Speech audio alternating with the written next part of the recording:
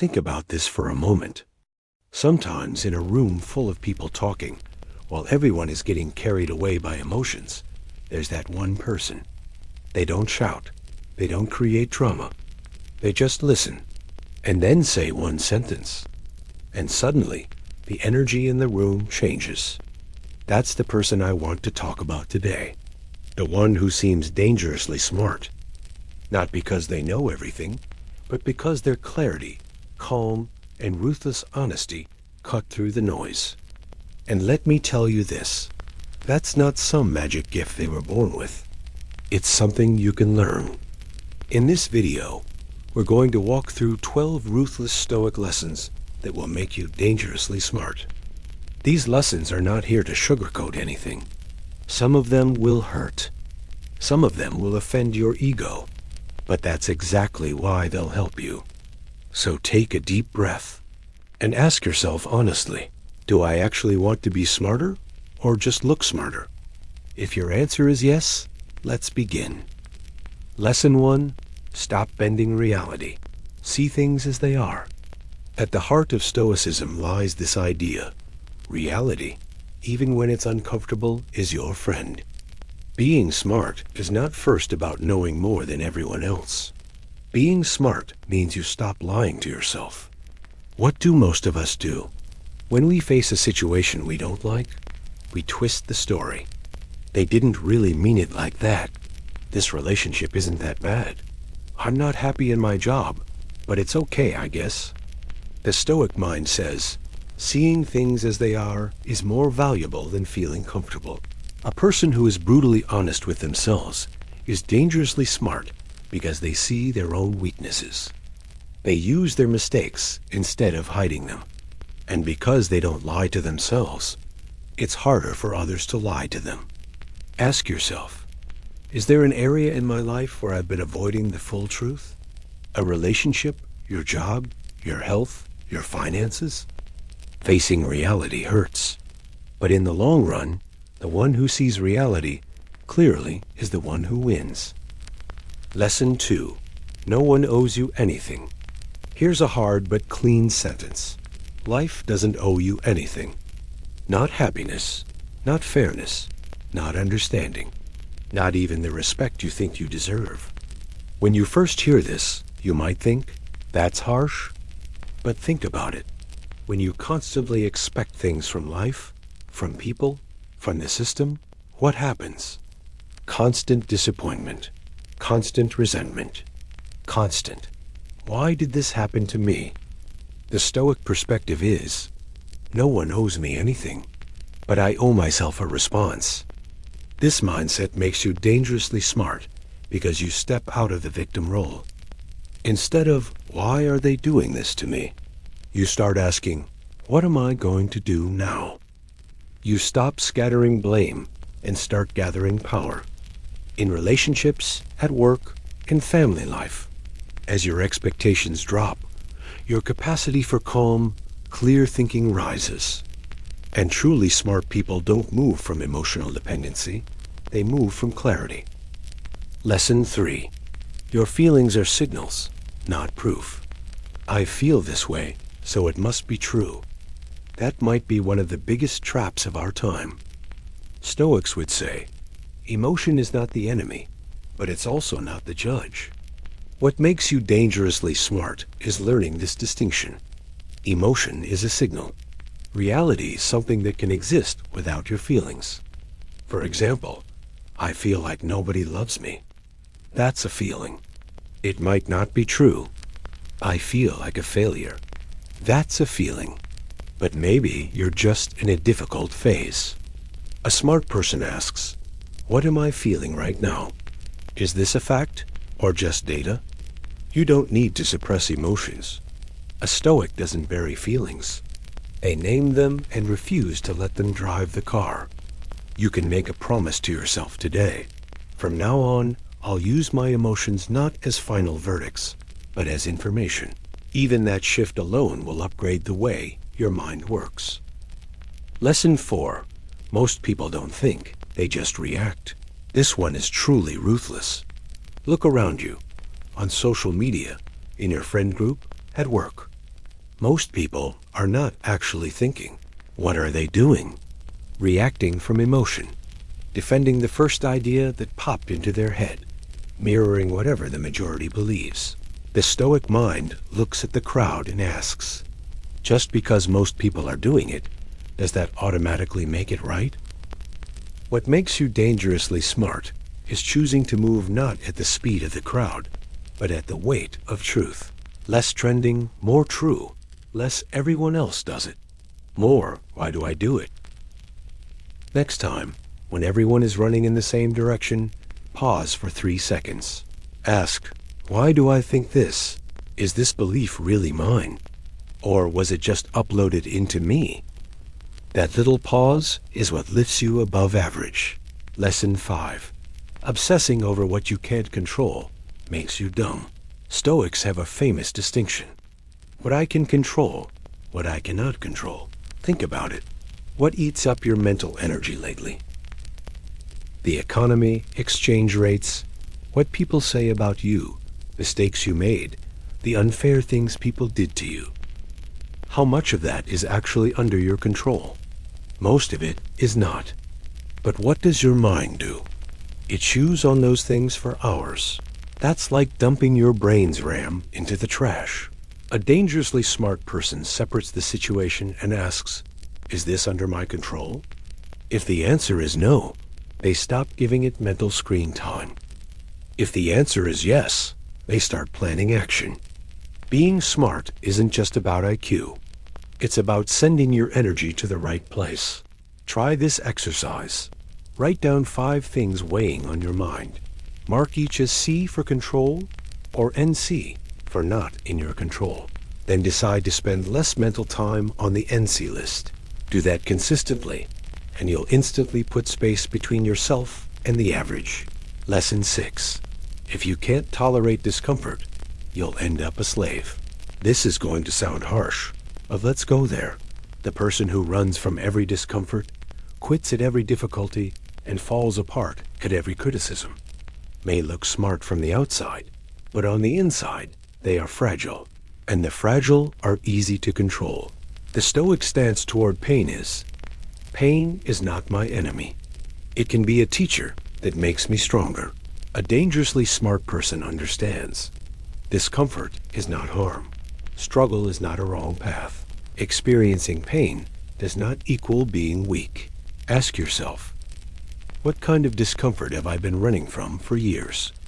Confronting people, taking a real step toward the career I want, exercising, spending time alone? A person who builds a healthy relationship with discomfort does not become anyone's toy, because even when the pressure from the outside world increases, inside they can say, I can sit with this and still remain myself. Lesson 7. Other people's approval is the cheapest drug. Likes, views, followers, praise. All of them are like little dopamine shots to your brain. Once you get used to it, you slowly lose the ability to feel okay on your own. The Stoic mind realizes, if my sense of worth comes only from outside, everyone out there becomes the owner of my mood. Being dangerously smart doesn't mean you never care what anyone thinks. It means you know this. Approval is a nice bonus.